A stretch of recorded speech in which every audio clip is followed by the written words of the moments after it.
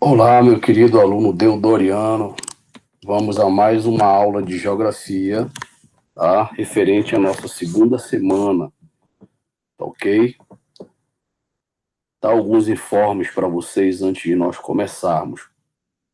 Eu postei no grupo de WhatsApp o mesmo exercício que foi mandado para vocês por formulário impresso. Eu postei no Forms e eu lancei no WhatsApp para vocês, tá ok? Essa nossa aula de hoje vai dar embasamento para vocês poderem fazer essa atividade, tá ok? São 5 questões e eu também estarei postando a minha aula de PowerPoint que eu estou utilizando aqui. Eu também vou postar na sala, no grupo de WhatsApp de vocês, para que vocês tenham acesso, tá ok? Então já estou compartilhando a minha tela para vocês e aqui nós vamos trabalhar esses slides sobre população, ok? As questões de vocês dizem respeito à questão populacional, à demografia e também a movimentos migratórios. Então, nós vamos ver um pouco disso agora, tá ok?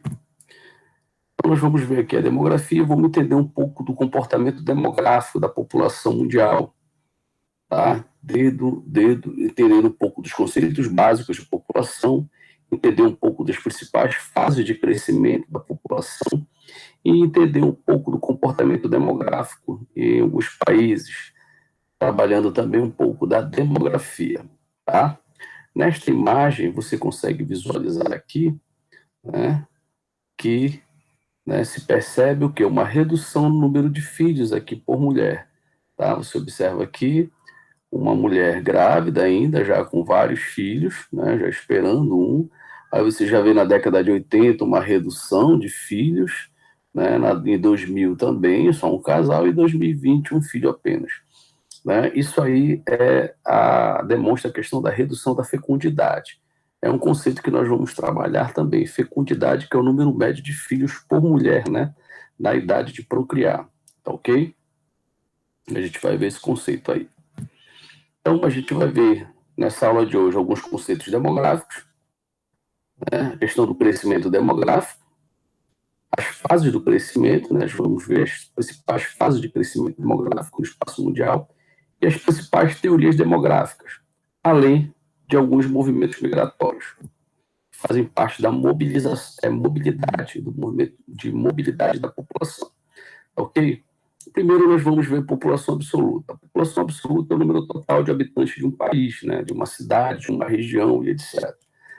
Por exemplo, o Brasil. O Brasil hoje ele tem 220 milhões de habitantes. Essa é a população total, né, do Brasil. Tá ok? O Brasil é considerado um país populoso, porém, ele é um país despovoado. Tá? O que é um país populoso? É aquele país que tem um grande número de habitantes. Então, nós temos aí, por exemplo, a China, né? Esse número está defasado. A China hoje está com 1 bilhão e 400 milhões de habitantes. Nós temos a Índia, tá? Que são países muito populosos, regiões populosas. Leste e Sudeste Asiático, onde nós temos países muito populosos, né? Nós temos aí a Rússia, tá? Nós temos aí a própria China, que está no leste asiático. Nós temos aí países como, né, o Japão também, que é um país muito populoso, está aí no leste asiático. Nós temos aí, né, Bangladesh, né? Nós temos a região do Nordeste dos Estados Unidos, que é uma região muito populosa, né? Você tem mais de 50 milhões de habitantes vivendo nessa região, onde estão as cidades mais importantes também nos Estados Unidos, onde existem grandes megalópolis também, né? E no oeste da Europa, onde tem também países muito populosos, tá? Países não populosos são aqueles países que têm um número de habitantes pequeno, um número total de habitantes, né? A população absoluta ela é pequena. Então, você tem Portugal com 10 milhões de habitantes, Austrália, que é um país muito extenso, mas pequeno. Geralmente, um país que tem um território muito grande, uma população pequena, ele vai também ser um país despovoado, vai ser um país de baixa densidade demográfica, tá? E nós temos regiões não populosas, né? São aquelas regiões que existem critérios, né, físicos que dificultam a sua ocupação. Então, na Amazônia, a gente tem aí uma floresta densa, fechada, né, que dificulta bastante aí a ocupação humana, os vazios demográficos são muito grandes. Na Patagônia, por ser uma região desértica, na Sibéria, por ser uma região fria, nas áreas montanhosas, também você vai encontrar vazios demográficos, você vai encontrar regiões não populosas, tá ok? Densidade demográfica ou população relativa é a média de habitantes por quilômetro quadrado. Como é que se chega a este cálculo, né, de densidade demográfica? Você pega a população absoluta de um país e divide pela área, tá?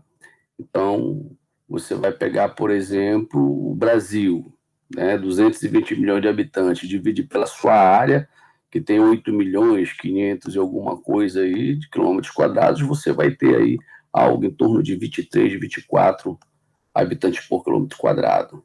Isso é, né, um país despovoado, tem baixa densidade demográfica, tem baixa quantidade de habitantes por quilômetro quadrado. Você tem Mônaco aí, que é um dos países mais densamente povoados, já é um país pequeno, né? E tem uma densidade demográfica de mais de 16 mil habitantes. Singapura também, que é um país pequeno, vai ter uma densidade demográfica muito alta, mais de 6 mil, né? Mais de 6 mil habitantes, né? Por mais de 6 mil habitantes por quilômetro quadrado. Bangladesh também vai ser né, bastante de alta densidade demográfica, tá? Aí nós temos áreas densamente povoadas, delta do Rio Ganges, leste da China e noroeste da Europa. Você tem grandes concentrações populacionais. Áreas fracamente povoadas são aquelas áreas de baixa densidade demográfica. Então, tu tens Mongólia, Austrália, Canadá, Argentina, né? A Austrália é um país imenso. Tu pega a área, dividir pela população, vai dar uma baixa quantidade de habitantes por quilômetro quadrado. Ok? Todos os lugares populosos são necessariamente povoados? Não. Né? Você tem o Brasil, que é um país populoso, mas é despovoado. Né? O Brasil é um país populoso, mas ele não é povoado porque sua densidade demográfica é baixa. Por que isso acontece? Porque o Brasil tem um território muito extenso. Tá? Agora, é lógico, a densidade geral é 24, 25 habitantes por quilômetro quadrado. Mas existem áreas no Brasil que tem muito mais do que isso, porque a população se distribui de uma maneira irregular. Isso no mundo inteiro, não é só no Brasil. Ok? Superpovoamento. Quando é que ocorre o superpovoamento? Quando ocorre um descompasso das condições socioeconômicas da população em relação à área ocupada. Né? Você tem uma grande quantidade de pessoas vivendo numa área e as condições socioeconômicas dessa população ela vai ser muito difícil. Vão existir vários problemas sociais. Tá ok? Recenseamento censo. Né? No Brasil, o recenseamento censo é feito por um órgão do governo, que é chamado IBGE, Instituto Brasileiro de Geografia e Estatística, né? Ele é um órgão ligado ao governo e é ele que faz o recenseamento ou censo, né? Que é o levantamento ou uma coleta periódica de dados estatísticos dos habitantes de um determinado lugar. Né? Hoje os censos eles não servem só para saber quantos habitantes tem no país. Né? Hoje os censos eles são muito mais elaborados. Né? Os censos eles fazem uma pesquisa socioeconômica. Então, quando chega um recenseador na sua casa, ele vai fazer uma série de perguntas para você, né? Quantas pessoas tem na casa, qual sexo, idade, renda, né? Quantas televisões tem, quantas geladeiras, se tem aparelho de celular, se tem internet. Ele faz toda uma pesquisa, todo um levantamento socioeconômico. Todos esses dados são computados, né, na base de dados do IBGE e depois são disponibilizados para o governo para criar, né, políticas públicas para o país. Ok? Taxa de natalidade e taxa de mortalidade. Né? Taxa de natalidade e taxa de mortalidade estão ligadas ao crescimento vegetativo de uma população. Né? O que é a taxa de natalidade? É a relação entre o número de nascimentos ocorrido em um ano e o número de habitantes. Então, se tira um percentual de nascimentos. E a taxa de mortalidade é a relação entre o número de óbitos, tá? E o número de habitantes. Então, também se tira um percentual. Se você pega natalidade menos mortalidade é o crescimento vegetativo da população. É como uma população vai crescer, né? Todo dia nascem pessoas, todo dia morre. A diferença entre a natalidade e mortalidade é crescimento vegetativo ou crescimento natural. Se tira uma taxa, né, de crescimento, tá ok? Densidade demográfica e distribuição da população. Existe uma diferença, né, entre a questão da densidade demográfica e a distribuição da população. A densidade demográfica geral de um país, muitas das vezes, não reflete como essa população se distribui num país. Se você pegar o Brasil, por exemplo, a densidade demográfica do Brasil ela é baixa, porque o Brasil é um país despovoado. Né? Você tem menos de 25 habitantes por quilômetro quadrado. Só que a população no Brasil, como na maioria dos países do mundo, ela se distribui de maneira irregular. Né? A população brasileira se distribuiu ali no litoral, uma faixa atlântica ali, desde o Nordeste, desde o extremo norte ali ali do Rio Grande do Norte até o extremo sul do Rio Grande do Sul, foi ali que a população se concentrou. E mais para o interior do país, nós temos os vazios demográficos. Então, tem áreas no Brasil que vai ter até mais de 1.000 habitantes por quilômetro quadrado, que são as grandes cidades, né, que são todas voltadas para o Atlântico.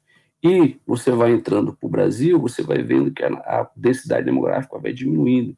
Quando você chega na Amazônia, que é uma região de floresta, uma região, né, de atividades primárias, de extrativismo, né, isso aí tem poucas cidades importantes, a densidade demográfica ela é menor. Então, existe uma diferença entre a questão da densidade demográfica e a distribuição da população em uma determinada região.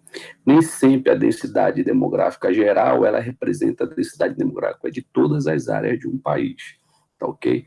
Porque a população se distribui de maneira desigual. Geralmente as pessoas se fixam onde? Nas cidades, ok? Nesse mapa, a gente consegue observar alguns dos países mais populosos do mundo.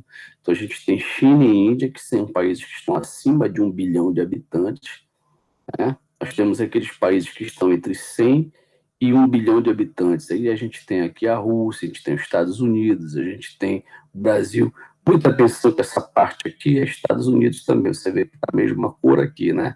Porque é o Alasca. O Alasca ele é um estado descontínuo aqui dos Estados Unidos, né? Então, primeira população do mundo, China, segundo, Índia, terceiro, Estados Unidos. Aí você tem aqui Indonésia, né?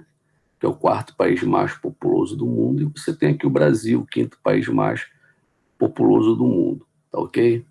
Então você tem aqui os países de grande população, aqui você tem, né, as maiores populações do mundo, tá ok? Observe que também aqui no continente europeu nós temos áreas de grande população, né? San Marino, né? Vaticano é o menor estado-nação do mundo, tem uma população bem pequena aí, tá? Basicamente a população do Vaticano é composta, né, de funcionários da Igreja Católica, tá? Então aí deu para a gente observar que você vê na Índia, como é um país muito populoso, vai apresentar esse tipo de problema típico de um país populoso. A questão da moradia, né? Ocupação do espaço.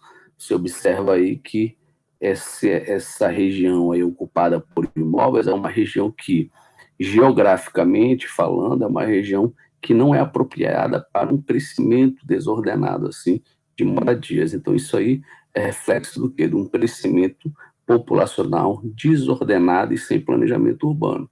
Aí, com certeza, os problemas eles são bem grandes e dificultam ainda mais a vida da população aí desse país, que é um país em desenvolvimento, que é a Índia. Ok?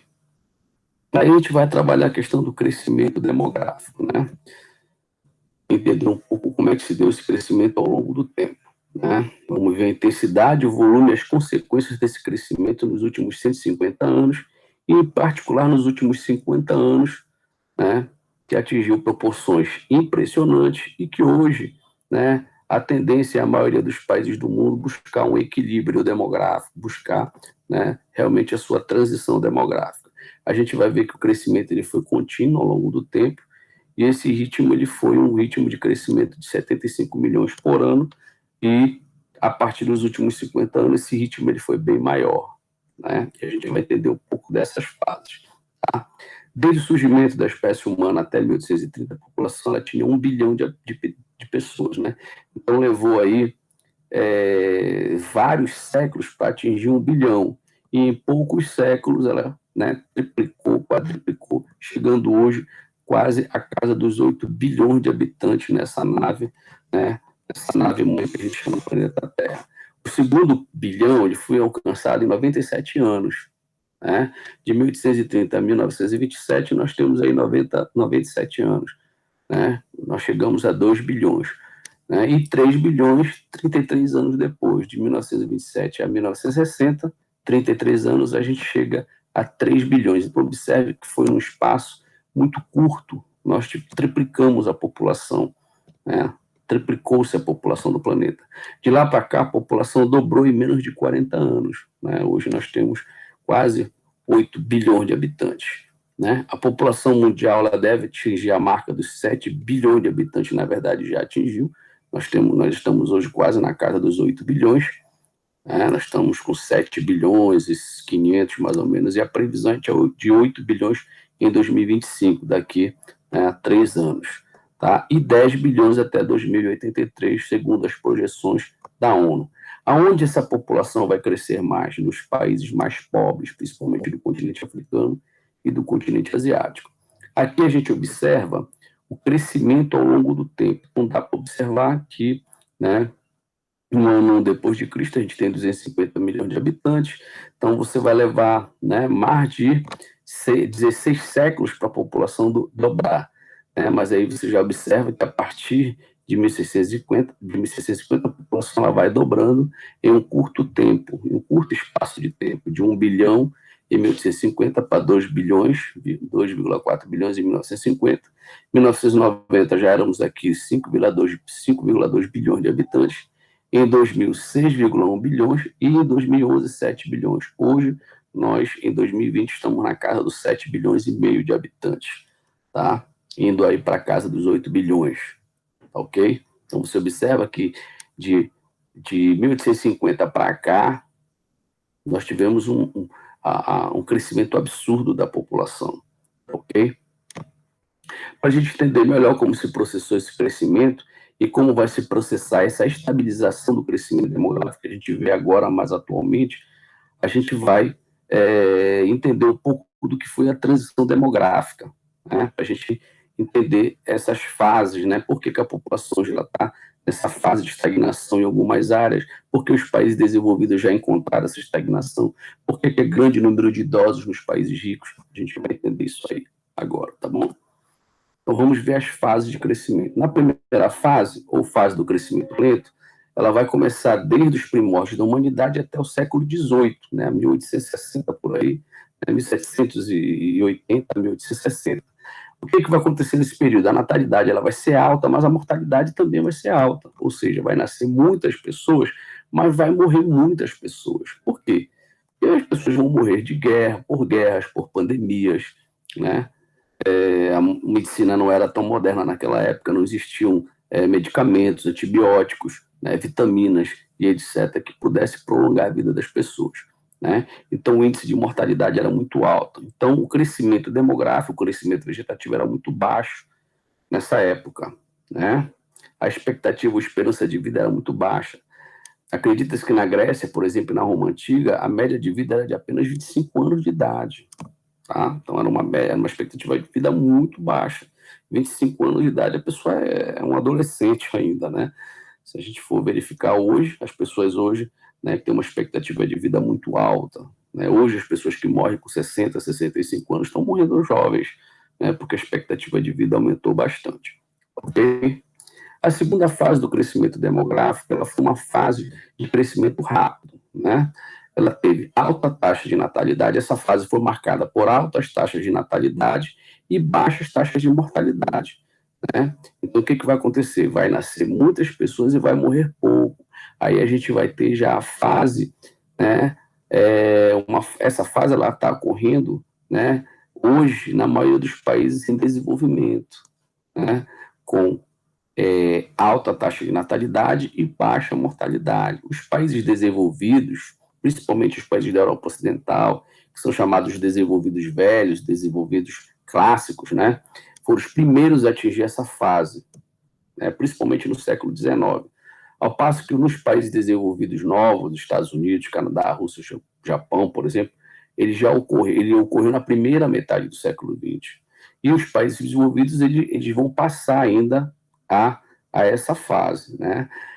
O que marcou essa baixa taxa de mortalidade? Aí você vai ser marcado pelo avanço, né, da medicina, invenção de medicamentos, antibióticos, né? E a prática de higiene, saneamento básico, tudo isso vai ser responsável pelas baixas taxas de mortalidade, ok? E aí veio a Revolução Industrial, que também foi importante para esse processo de redução da mortalidade. A terceira fase vai ser caracterizada pelas baixas taxas de natalidade e pelas baixas taxas de mortalidade. Vão nascer poucas pessoas e vão morrer poucas pessoas. Isso aí é resultado do baixíssimo crescimento, né, e até mesmo a estagnação do crescimento populacional. Essa transição demográfica ela se encontra concluída nessa fase. E aí muitos países desenvolvidos já passaram por essa fase. Tá? Muitos deles estão com taxa de crescimento muito baixa. Então, na Europa, por exemplo, tu tens países como a França, a Alemanha, a Inglaterra, a Suíça, tá? Esses países, eles já estão nessa fase de baixa taxa de mortalidade e baixa taxa de natalidade, tá? Inclusive, pela elevada expectativa de vida, o que está acontecendo com esses países? A população está envelhecendo. Então, tem países da Europa que as farmácias vendem mais fralda geriátrica do que fralda descartável. E você tem muito idoso, porque a expectativa de vida é muito alta. Isso vai refletir na pirâmide etária que a gente vai ver logo em seguida. Ok? Só lembrando, quanto maior o número de idosos nesses países, né, maiores vão ser os problemas na previdência social, ou seja, pagar aposentadorias. Né? Menor número de jovens significa o quê? Um problema para reposição de mão de obra.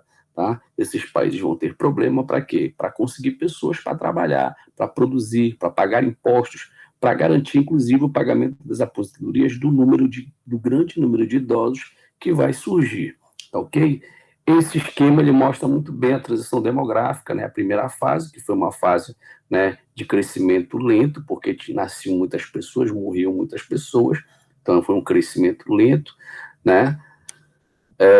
Na segunda fase, nós já temos um apogeu, né, com uma natalidade alta e uma mortalidade mais baixa. Né? Essa segunda fase aqui foi o apogeu da transição demográfica, e aí começa um processo de redução da mortalidade, né? E chegando aqui à terceira fase, que vai ser marcada, né, pelas baixas taxas de natalidade e baixas taxas de mortalidade. Tá ok? Aqui você tem pirâmide etária de alguns países, né? Primeiro vamos entender como é que se estuda, como é que se analisa uma pirâmide etária. Tá? Você está vendo aqui na pirâmide etária que ela tem a base, o corpo e o topo. Aqui é topo, ápice ou cume. Desse lado você tem a quantidade de pessoas do sexo masculino, desse lado a quantidade de pessoas do sexo feminino. Tá ok? Então aqui você observa, né, uma pirâmide etária que demonstra um crescimento rápido da população, que vai ter uma base larga, ou seja, uma grande concentração de jovens. Essa base ela é formada por jovens, né, de 0 a 19 anos. De 20 a 59 é a população adulta que está nessa faixa aqui. E de 60 em diante, a população idosa que está nessa faixa aqui. Então, nos países em desenvolvimento, como é a Guatemala, Nigéria, Arábia Saudita, países africanos, você vai ter uma base larga, porque a natalidade ela ainda é alta, né? E aí a pirâmide vai se estreitando aqui o topo, porque a expectativa de vida ela é baixa. Aqui a gente tem um crescimento lento, por quê? Porque a natalidade é baixa e a mortalidade também. Então você vai ter baixa natalidade, ou seja, baixa quantidade de jovens aqui na base, e uma expectativa de vida alta, a tendência à população envelhecer, ou seja, ficando com o corpo relativamente largo e o topo também.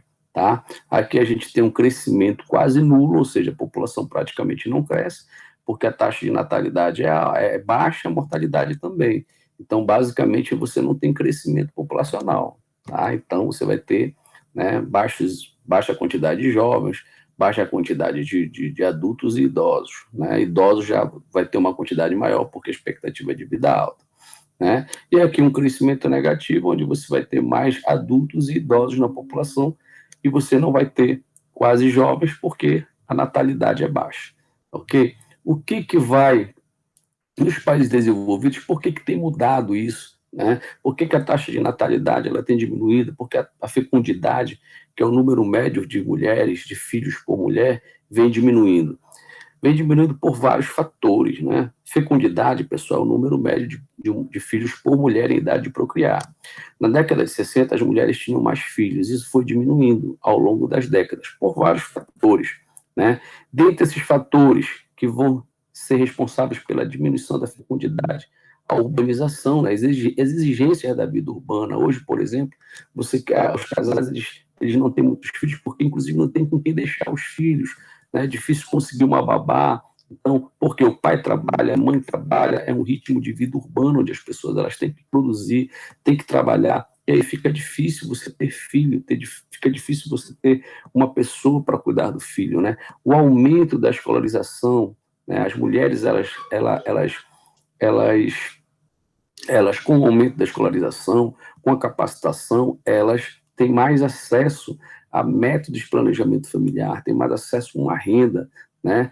A incorporação das mulheres no mercado de trabalho. Hoje a mulher ela busca primeiro, né, se estabelecer no trabalho, ela busca primeiro, né, se realizar profissionalmente, tá? Para depois pensar em fecundidade. Então isso acaba que as mulheres elas têm filhos muito mais tarde, e muitas das vezes muitas nem preferem ter filhos, preferem primeiro se realizar profissionalmente. Então isso tudo foi responsável pela redução do número de filhos por mulher, ok?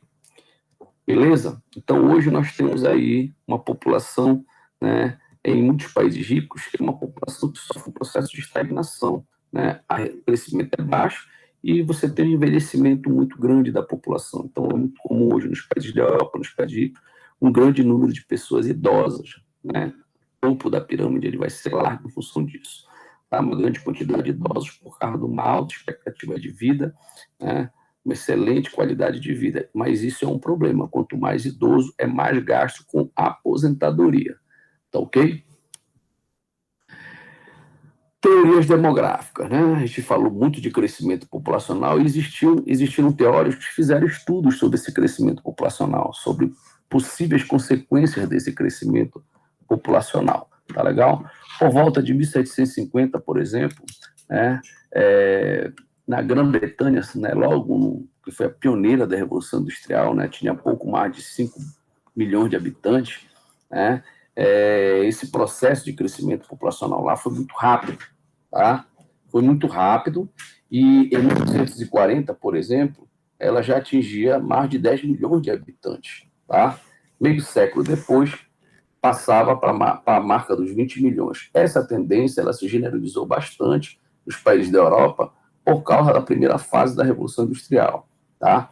E com base nisso surgiram alguns teóricos, né, para fazer essa análise da população, desse crescimento populacional. Um grande teórico que surgiu nesse período foi Thomas Malthus, né? Thomas Robert Malthus, melhor dizendo, desculpa. Ele foi o criador da teoria malthusiana, né? Essa teoria malthusiana ela foi publicada na Inglaterra em 1798. Malthus ele era um sacerdote anglicano, ele era religioso, era economista, era um estudioso de demografia também. Ele estava preocupado, né, com o crescimento populacional, com os problemas enfrentados pela Inglaterra durante a Revolução Industrial, né, um êxodo rural muito grande, um desemprego muito grande, porque as pessoas iam para a cidade em grande número e não conseguiam emprego, um aumento populacional muito grande. E aí o Malthus expôs a sua famosa teoria malthusiana, né? A sua teoria malthusiana foi escrita numa obra chamada Ensaio sobre o Princípio da População, né? Malthus atribuía toda a culpa caótica da situação social que existia na época, botava a culpa no excessivo crescimento da população, no excessivo crescimento da população de pobres, tá? Da população pobre. E aí, a teoria malthusiana se fundamentava na relação de crescimento populacional e os meios de subsistência, ou seja, de alimento, né? O Malthus estava preocupado de como alimentar tantas pessoas, né? Então, de acordo com a fundamentação da teoria malthusiana, né, esse crescimento populacional, né, se não fosse detido por obstáculos naturais, como guerras, epidemias, né, a população ia crescer em uma progressão geométrica, ou seja, duplicando a cada 25 anos. Tá? Então, você ia ter um crescimento populacional geométrico, ou seja, 1, 2, 4, 6, né, 12, 24, né, 48, etc. E os meios de subsistência, ou seja, a produção de alimentos, ia crescer numa progressão aritmética, 1, 2, 4, 6, 8, 10. Ou seja, o crescimento populacional seria maior do que a produção de alimentos. Tá? Então, quais as medidas de Malthus para tentar resolver essa situação? O que Malthus propunha, né, para tentar resolver essa questão do crescimento populacional e a erradicação da pobreza e da fome? Ele propôs, primeiro, né, o controle moral, né, da população, onde os casamentos deveriam ser mais tardios, o número de filhos deveria ser compatível com os recursos do pai, ou seja, só podia ter filho quem tivesse terras para produzir. Tá? Então, a teoria de Malthus, naquela época, ela era caracterizada como uma teoria antinatalista e conservadora. Lembre muito bem, Malthus não era a favor, tá, do uso de métodos contraceptivos, até porque ele era um religioso. Então, ele pegava realmente a sujeição moral, a não relação sexual, né, os casamentos mais tardios, ou que os casais só se unissem se tivessem condições de sustentar seus filhos, se tivessem terras para produzir e sustentar seus filhos. Ok? Quais as principais críticas à teoria de Malthus? Primeiro, o crescimento geométrico da população que foi previsto por Malthus não ocorreu. Né? Não houve esse crescimento. E a produção de alimentos ela ultrapassou os 3%, ou seja, ultrapassou a média de crescimento populacional anual. Tá? Nos últimos 20 anos, o crescimento populacional ficou em 2%, e a produção de alimentos cresceu a uma média de 3%. Né? Surgiram novas tecnologias, surgiu a Revolução Industrial, com mecanização no campo. Então, hoje, o grande problema não é mais o alimento. Né? Hoje tem alimento, né, no mundo, estraga alimento no mundo. Então, hoje, o grande problema da população não é alimentar esse quantitativo populacional, tá? E sim a questão da desigualdade, mas isso a gente vai ver lá na teoria reformista. Tá? A Europa e as demais áreas desenvolvidas do mundo mostraram que o desenvolvimento econômico, né, as reformas de bem-estar social, são formas para deter o crescimento populacional. Ou seja, o que aconteceu na Europa? A Europa ela melhorou a qualidade de vida da população. Quando você melhora a qualidade de vida da população, você cria o desenvolvimento econômico. O desenvolvimento econômico é melhorar a qualidade de vida da população, são melhorias sociais. Né? As reformas que o bem-estar social trouxe para a Europa fez com que o crescimento populacional reduzisse. Hoje nós temos países da Europa que o crescimento ele é negativo. Né? A população, ao invés de crescer, ela reduz. Então, tudo isso graças ao quê? A melhoria da qualidade de vida da população. Ok? A emancipação progressiva da mulher não foi prevista por Malthus, né? Essa busca pelo trabalho, pela capacitação, isso aí foi decisivo para quê? Para que ocorresse a redução da natalidade. Hoje a mulher ela trabalha, hoje a mulher ela estuda, a mulher ela se capacita, ela faz mestrado, doutorado, né? Então ela busca primeiro se realizar profissionalmente para depois ter filhos. Isso também foi importante para a redução da natalidade. O desenvolvimento científico e tecnológico que ocorreu no campo da agricultura, né, na genética, tornou possível produzir alimentos suficientes para suprir as necessidades de toda a humanidade. Então, Malthus também ele não preveu esse desenvolvimento, né, tecnológico na agricultura. Tá? Isso foi um dos erros dele também. Okay? A explosão demográfica do período pós-Segunda Guerra Mundial veio ressuscitar as ideias de Malthus. Né? Houve um crescimento muito grande após a Segunda Guerra Mundial da população, e essa população cresceu muito, principalmente nos países em desenvolvimento.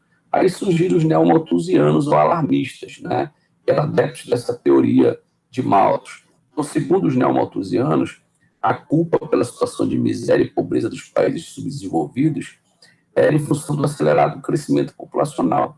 E aí eles concordavam também que a agricultura não era capaz de produzir alimentos para todos. tá? Então, eles defendiam o quê? Programas rígidos de controle de natalidade, tá? Em geral, rotulados de planejamento familiar, mas, na verdade, eram práticas antinatalistas muito radicais, né? Com emprego de métodos muito radicais, com emprego de pílulas anticoncepcionais, com ligadura de trompas, com a introdução do dispositivo intrauterino nas mulheres, defendem o aborto, a vasectomia, né? O que diferencia os neomalthusianos dos malthusianos é que os neomalthusianos eles pregam o uso dos anticoncepcionais, dos métodos contraceptivos.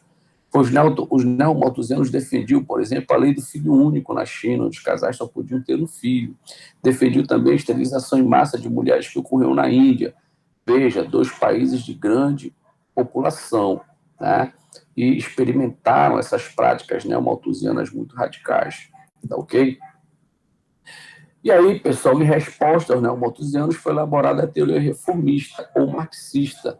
Ela inverte a conclusão das teorias demográficas anteriores, das duas, tanto da malthusiana quanto da neomalthusiana. Né? De acordo com a teoria reformista ou marxista, né, as condições socioeconômicas da população elas são muito relevantes para que haja o quê? O enfrentamento da natalidade, da explosão demográfica. Então, eles defendem a necessidade de enfrentar as questões sociais e econômicas dos países para que a dinâmica demográfica entre em equilíbrio. Né? À medida que as famílias obtêm condições dignas de vida, elas tendem a diminuir o número de filhos, né? Justamente para não comprometer o acesso de seus dependentes ao sistema de educação e saúde. Então, os marxistas ou reformistas, eles defendem o quê? Uma melhor distribuição de renda, eles defendem reformas socioeconômicas que permitam a elevação do padrão de vida. A partir do momento que existe essa elevação do padrão de vida, que haja uma melhor distribuição de renda e de alimentos, uma maior escolaridade, né? Isso tudo vai resultar em planejamento familiar e diminuição da natalidade e do crescimento vegetativo. Você pode reparar, os casais mais pobres têm mais filhos, os casais que têm um pouco mais de instrução, que têm uma, uma condição de vida melhor, têm menos filhos. Então, isso é que os reformistas eles explicam. Aí tem também uma mais recente, que é a teoria ecomalthusiana. Né? No contexto da teoria neomalthusiana surge a ecomalthusiana, né? Que utiliza uma argumentação de cunho ecológico-ambiental, ressaltando que quanto maior é o crescimento populacional, maior é a pressão sobre os recursos da natureza, maior é a pressão sobre o meio ambiente, porque quanto maior é a população, né, o crescimento populacional, maior é o consumo, né? Eleva o padrão de vida, eleva o consumo. Elevando o consumo, você tem maior exploração dos recursos da natureza. Tá? O grande crescimento populacional vai intensificar a utilização dos recursos naturais para justamente garantir o abastecimento da população, provocando grandes problemas ambientais. Não é à toa que nós temos aí, né, no Brasil hoje aí essa grande quantidade de queimadas, né? O que é isso aí não é só pelo aumento populacional em outros países, que leva o Brasil a ser um grande exportador de alimentos, né? Mas tem aí a questão da ganância, né? Da visão capitalista, né? De se apropriar da natureza para dela fazer mercadoria, né? Então, você tem aí um grande número de focos de queimada para expandir áreas agrícolas para exportar alimento, porque você tem áreas de grande crescimento populacional que demandam uma quantidade muito grande de alimento. Então, isso você observa essa questão, né, do crescimento populacional e os impactos ambientais, ok? O controle populacional nos países pobres, localizados em sua maioria na zona intertropical, justifica-se pela necessidade de preservar a riquíssima biodiversidade dos ecossistemas tropicais. Né? Segundo eles, o crescimento desses países sufoca o ambiente natural. Né? Isso é o que defende os ecomalthusianos, né? O controle, principalmente, né, daquela população pobre das áreas, né, tropicais. Vale lembrar que os grandes devastadores das florestas tropicais e de muitos outros ecossistemas foram os países ricos ao longo do processo de colonização da Ásia, África e América Latina. É sempre bom a gente lembrar isso aí, ok? Então, resumindo as teorias, nós temos a teoria malthusiana, que ela é uma teoria que ela faz análise da produção de alimentos e o crescimento populacional. A teoria neomalthusiana, ela tem a questão da população e desenvolvimento econômico, né? De acordo com os neomalthusianos, o maior crescimento econômico, o maior crescimento da população implica em problemas do desenvolvimento econômico de um país. E a teoria reformista vem explicar que você só vai controlar a população se houver uma melhor distribuição de renda, uma melhor, né, qualidade de vida da população. E os ecomalthusianos, eles põem em questão o crescimento populacional e a pressão sobre os recursos naturais, né? Aumenta a população, aumenta a pressão sobre os recursos da natureza, porque aumenta o consumo, aumenta a necessidade de consumo, tá ok? Ainda sobre questão populacional, nós vamos entender um pouco dos movimentos migratórios, né? A gente sabe que os movimentos migratórios existem desde a história do homem na Terra, né? Os homens pré-históricos, eles imigravam o tempo todo, eles eram nômades, eles não eram sedentários justamente porque não tinham alimentos. Então, o movimentos migratórios é inerente, faz parte da vida, né, do ser humano, faz parte da vida do homem desde os primórdios, né? E a gente vai ver alguns dos principais. Quando a gente fala em mobilidade da população, a gente também está falando em movimentos migratórios, tá? Os tipos de movimentos migratórios, né? Existem diferentes tipos de movimentos migratórios, né? Existem os internacionais e os internos. As migrações internacionais, né? Quando as pessoas saem de um país para o outro, né? Então, por exemplo, o cara saiu do Brasil, vai para os Estados Unidos, ele está saindo do Brasil, ele é um emigrante, tá? Quando ele chega lá nos Estados Unidos ele vai ser um imigrante. Então, isso é migração internacional, tá? Quando ele sai do Brasil, ele é emigrante com E. Quando ele chega nos Estados Unidos, ele é um imigrante. Os Estados Unidos é um país que tem muitos imigrantes, pessoas de outras nacionalidades. A maior nacionalidade de imigrantes nos Estados Unidos é de mexicanos, em função da sua proximidade com os Estados Unidos, tá? Então, os Estados Unidos é uma região de imigração, tá? E o México, ele foi por muito tempo, isso mudou um pouquinho, lá na frente a gente vai entender o porquê, ele foi por muito tempo uma região de emigração, as pessoas saíam do México e iam em direção dos Estados Unidos. Existem as migrações internas. Nessas migrações internas, as pessoas se deslocam de uma região, né, ou um país dentro de um continente, né, ou de uma região dentro de um país. Vamos ver alguns termos mais usuais desses movimentos migratórios. Êxodo rural. O êxodo rural, resumidamente falando, é a saída do homem do campo para a cidade, né? É o acontecimento social idealizado por famílias que saem da área rural para os grandes centros urbanos.